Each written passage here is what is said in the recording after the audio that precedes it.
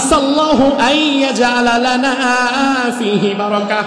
হালিমারে আর দেরি করা দরকার নাই, এক্ষুনি এই শিশুটারে কোলে তুলে নে রে হালিমা, কারণ আমার মনে হয় সারা দুনিয়ার সব বরকত এই শিশুর মধ্যে আল্লাহ ভরে দিয়েছে। টাকা দিতে পারবে না, তবে আমি এমন শিশু দেখেছি যেই শিশুকে দেখার পরে দ্বিতীয়বার চোখের পলক ফেলতে পারি নাই। তোর বান্ধবীরা হয়তো হতভাগা, এই শিশুর বাবা গরিব বলে এই শিশুটার দিকে কেউ একটা নজর তাকায়ও নাই। এই জন্য তারা কয়লার মধ্যে হীরার খনি তারা মিস করে গেছে।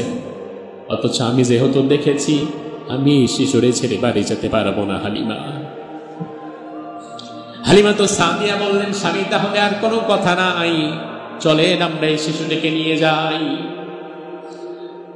শিশু মুহাম্মদকে ভালোবেসে হালিমা যখন প্রথম তার করে নিলেন, মা হালিমা তো সাদিয়া বলেন, সাথে সাথে আমার সারা শরীরটা শক লাগলে যেমন একটা কাঁপুনি দেয়, মানুষ ভয় পেলে যেমন আটকে ওঠে, হঠাৎ আমার শরীরটা এমন একটা কাঁপুনি দিল, ঝাঁকুনি দিল। সাথে সাথে আমি অনুভব করলাম আমার মাথা থেকে পা পর্যন্ত পুরো শরীরটা কেমন যেন সুস্থ হয়ে গেল।